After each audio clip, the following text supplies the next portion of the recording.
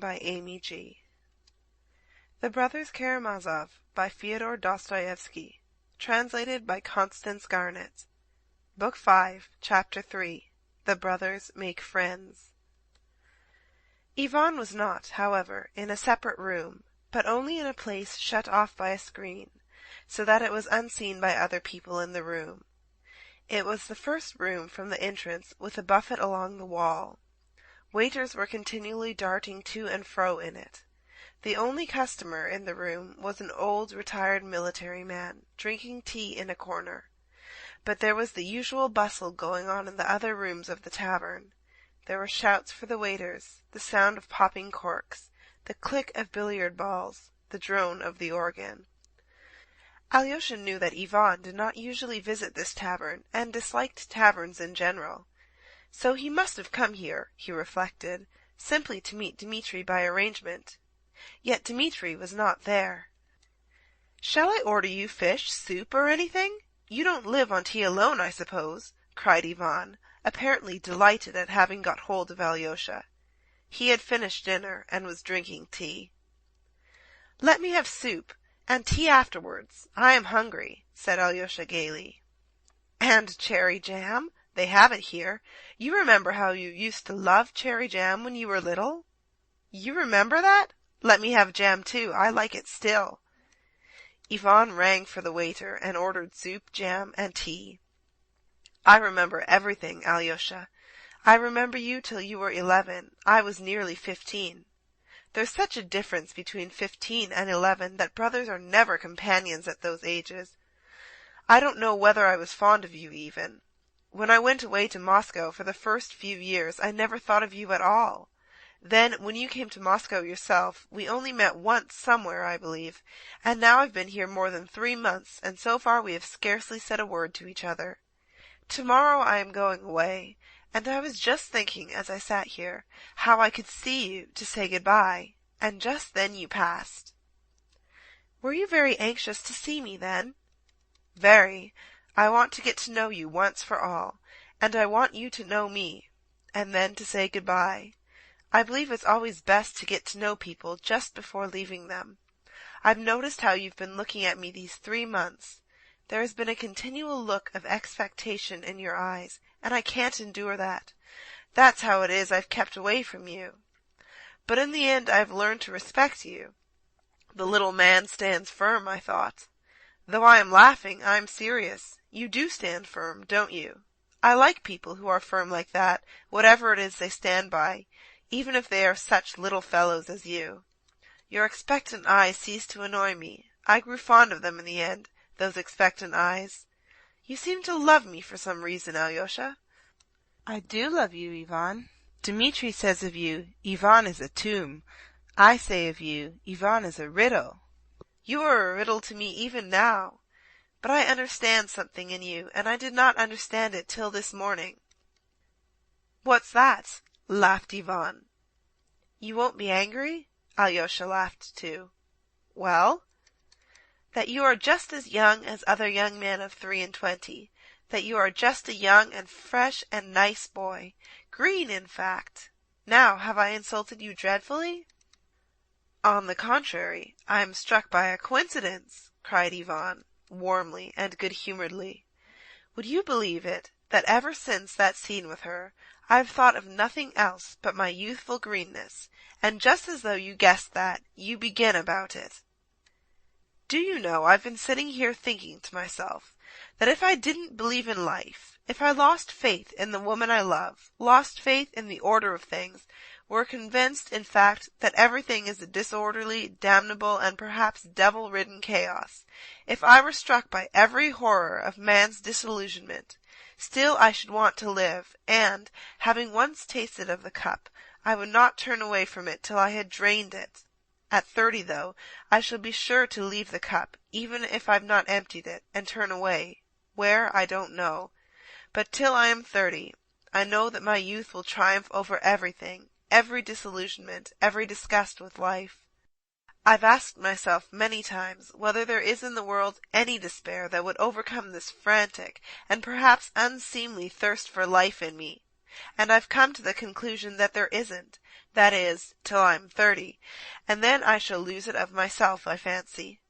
Some drivelling, consumptive moralists, and poets especially, often call that thirst for life base. It's a feature of the Karamazovs, it's true, that thirst for life regardless of everything. You have it, no doubt, too. But why is it base? The centripetal force on our planet is still fearfully strong, Alyosha. I have a longing for life, and I go on living in spite of logic. Though I may not believe in the order of the universe, yet I love the sticky little leaves as they open in spring. I love the blue sky. I love some people, whom one loves, you know, sometimes without knowing why. I love some great deeds done by men, though I've long ceased perhaps to have faith in them. Yet from old habit one's heart prizes them. Here, they have brought the soup for you. Eat it. It will do you good. It's first-rate soup. They know how to make it here. I want to travel in Europe, Alyosha. I shall set off from here. And yet I know that I am only going to a graveyard. But it's a most precious graveyard. That's what it is.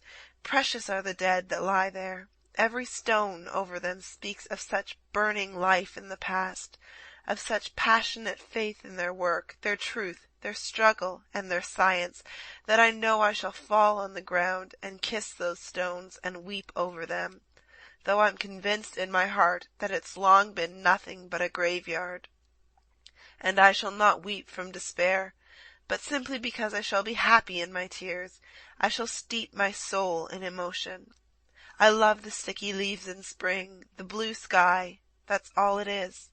It's not a matter of intellect or logic. It's loving with one's inside, with one's stomach. One loves the first strength of one's youth. Do you understand anything of my tirade, Alyosha?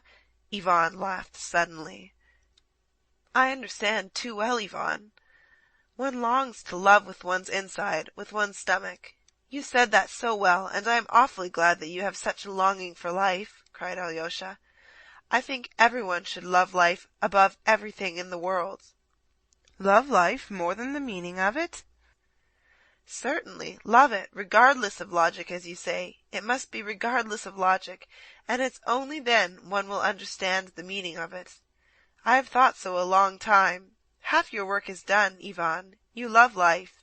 Now you've only to try to do the second half, and you are saved. You are trying to save me, but perhaps I am not lost. And what does your second half mean? Why, one has to raise up your dead, who perhaps have not died after all. Come, let me have tea. I am so glad of our talk, Ivan. I see you are feeling inspired.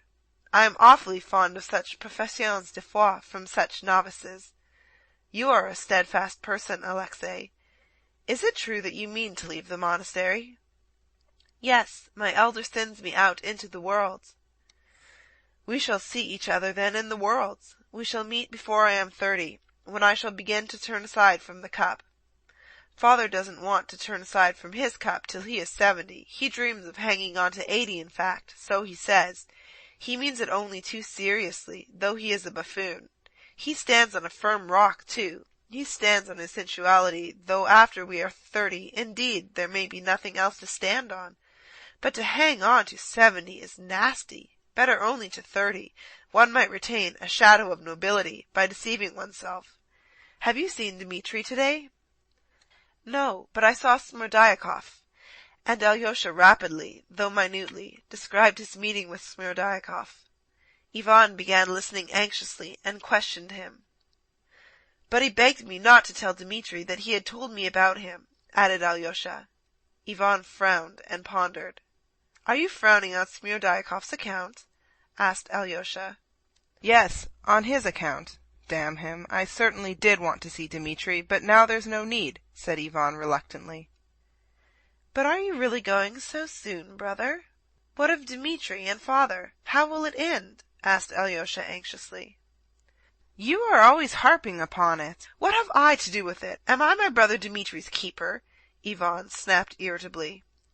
But then he suddenly smiled bitterly. Cain's answer about his murdered brother, wasn't it?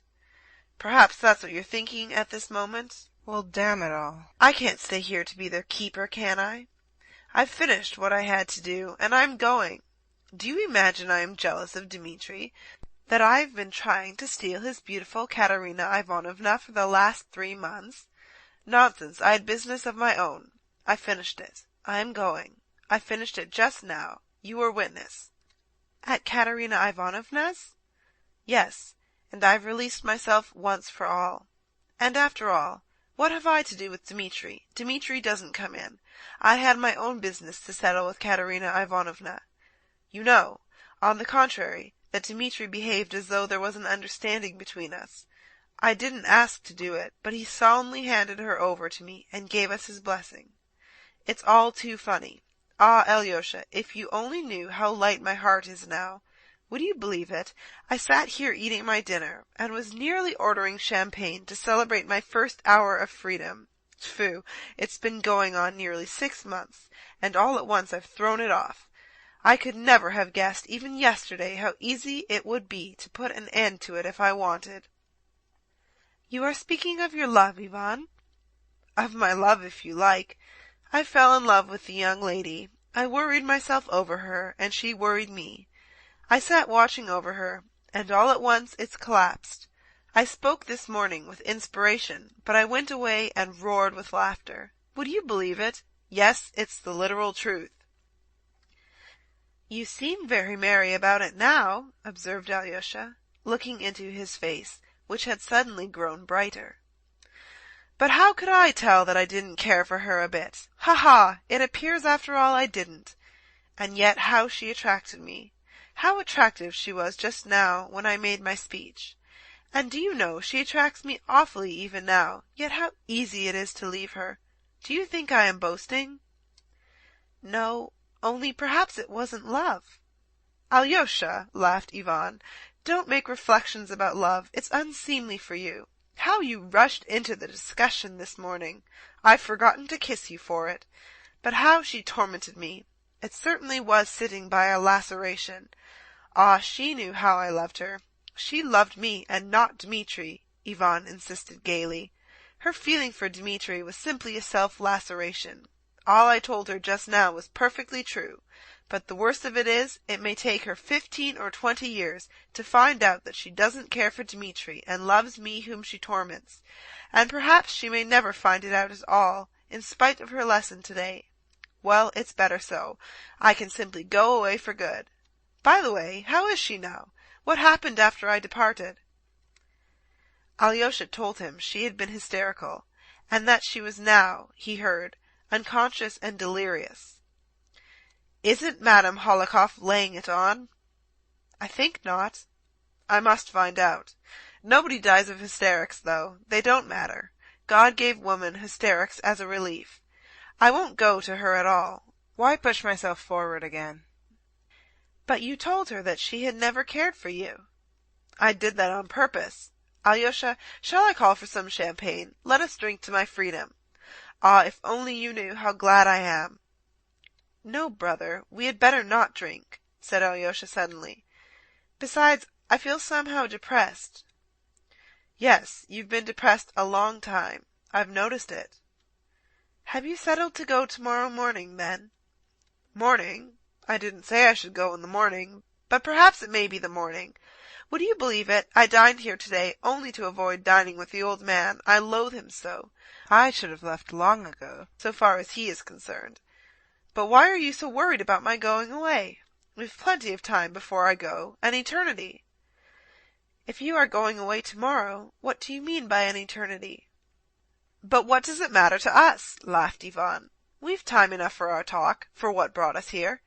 Why do you look so surprised? Answer, why have we met here? To talk of my love for Katerina Ivanovna, of the old man and Dmitri, of foreign travel, of the fatal position of Russia, of the Emperor Napoleon. Is that it? No. Then you know what for. It's different for other people. But we in our green youth have to settle the eternal questions first of all. That's what we care about. Young Russia is talking about nothing but the eternal questions now, just when the old folks are all taken up with practical questions. Why have you been looking at me in expectation for the last 3 months? To ask me, what do you believe? Or don't you believe at all? That's what your eyes have been meaning for these 3 months, haven't they?" "Perhaps so," smiled Alyosha. "You are not laughing at me now, Ivan?" "Me laughing? I don't want to wound my little brother who has been watching me with such expectation for 3 months. Alyosha, look straight at me. Of course, I am just such a little boy as you are, only not a novice. And what have Russian boys been doing up till now, some of them, I mean? In this stinking tavern, for instance, here they meet and sit down in a corner. They've never met in their lives before, and when they go out of the tavern, they won't meet again for 40 years. And what do they talk about in that momentary halt in the tavern? Of the eternal questions, of the existence of God and immortality. And those who do not believe in God talk of socialism or anarchism, of the transformation of all humanity on a new pattern, so that it all comes to the same. They're the same questions turned inside out. And masses of the most original Russian boys do nothing but talk of the eternal questions. Isn't it so?" "Yes, for real Russians the questions of God's existence and of immortality, or, as you say, the same questions turned inside out, come first and foremost, of course, and so they should," said Alyosha, still watching his brother with the same gentle and inquiring smile. "Well, Alyosha, it's sometimes very unwise to be a Russian at all, but anything stupider than the way Russian boys spend their time one can hardly imagine. But there's one Russian boy called Alyosha I am awfully fond of." "How nicely you put that in!" Alyosha laughed suddenly. "Well, tell me where to begin. Give your orders. The existence of God, eh?" "Begin where you like. You declared yesterday at father's that there was no God." Alyosha looked searchingly at his brother. "I said that yesterday at dinner on purpose to tease you, and I saw your eyes glow. But now I've no objection to discussing with you, and I say so very seriously. I want to be friends with you, Alyosha, for I have no friends, and want to try it." "Well, only fancy, perhaps I too accept God," laughed Ivan. "That's a surprise for you, isn't it?" "Yes, of course, if you are not joking now." "Joking? I was told at the elders yesterday that I was joking. You know, dear boy, there was an old sinner in the 18th century who declared that, if there were no God, he would have to be invented. S'il n'existait pas Dieu, il faudrait l'inventer. And man has actually invented God. And what's strange, what would be marvelous, is not that God should really exist. The marvel is that such an idea, the idea of the necessity of God, could enter the head of such a savage, vicious beast as man. So holy it is, so touching, so wise, and so great a credit it does to man. As for me, I've long resolved not to think whether man created God or God man, and I won't go through all the axioms laid down by Russian boys on that subject, all derived from European hypotheses. For what's a hypothesis there is an axiom with the Russian boy, and not only with the boys, but with their teachers too, for our Russian professors are often just the same boys themselves. And so I omit all the hypotheses. For what are we aiming at now? I am trying to explain as quickly as possible my essential nature. That is what manner of man I am, what I believe in, and for what I hope. That's it, isn't it? And therefore I tell you that I accept God simply. But you must note this. If God exists, and if he really did create the world, then, as we all know, he created it according to the geometry of Euclid and the human mind, with a conception of only 3 dimensions in space. Yet there have been, and still are, geometricians and philosophers, and even some of the most distinguished, who doubt whether the whole universe, or, to speak more widely, the whole of being, was only created in Euclid's geometry. They even dare to dream that 2 parallel lines, which according to Euclid can never meet on earth, may meet somewhere in infinity. I have come to the conclusion that, since I can't understand even that, I can't expect to understand about God. I acknowledge humbly that I have no faculty for settling such questions. I have a Euclidean earthly mind, And how could I solve problems that are not of this world? And I advise you never to think about it either, my dear Alyosha, especially about God, whether he exists or not. All such questions are utterly inappropriate for a mind created with an idea of only 3 dimensions. And so I accept God, and I'm glad to, and what's more, I accept his wisdom, his purpose, which are utterly beyond our ken. I believe in the underlying order and the meaning of life. I believe in the eternal harmony in which they say we shall one day be blended. I believe in the Word to which the universe is striving, and which itself was with God, and which itself is God, and so on to infinity. There are all sorts of phrases for it. I seem to be on the right path, don't I? Yet, would you believe it? In the final result, I don't accept this world of God's. And although I know it exists, I don't accept it at all. It's not that I don't accept God, you must understand. It's the world created by him I don't and cannot accept. Let me make it plain. I believe like a child that suffering will be healed and made up for, that all the humiliating absurdity of human contradictions will vanish like a pitiful mirage, like the despicable fabrication of the impotent and infinitely small Euclidean mind of man, that in the world's finale, at the moment of eternal harmony, something so precious will come to pass that it will suffice for all hearts, for the comforting of all resentments, for the atonement of all the crimes of humanity, of all the blood they've shed, that it will make it not only possible to forgive, but to justify all that has happened with men. But though all that may come to pass, I don't accept it. I won't accept it. Even if parallel lines do meet, and I see it myself, I shall see it and say that they've met, but still I won't accept it. That's what's at the root of me, Alyosha. That's my creed. I am in earnest in what I say. I began our talk as stupidly as I could on purpose, but I've led up to my confession, for that's all you want. You didn't want to hear about God, but only to know what the brother you love lives by. And so I've told you. Ivan concluded his long tirade with marked and unexpected feeling. "And why did you begin as stupidly as you could?" asked Alyosha, looking dreamily at him. "To begin with, for the sake of being Russian. Russian conversations on such subjects are always carried on inconceivably stupidly. And secondly, the stupider one is, the closer one is to reality. The stupider one is, the clearer one is. Stupidity is brief and artless, while intelligence wriggles and hides itself. Intelligence is a knave, but stupidity is honest and straightforward. I've led the conversation to my despair, and the more stupidly I have presented it, the better for me." "You will explain why you don't accept the world?" said Alyosha. "To be sure I will. It's not a secret. That's what I've been leading up to. Dear little brother, I don't want to corrupt you or to turn you from your stronghold. Perhaps I want to be healed by you."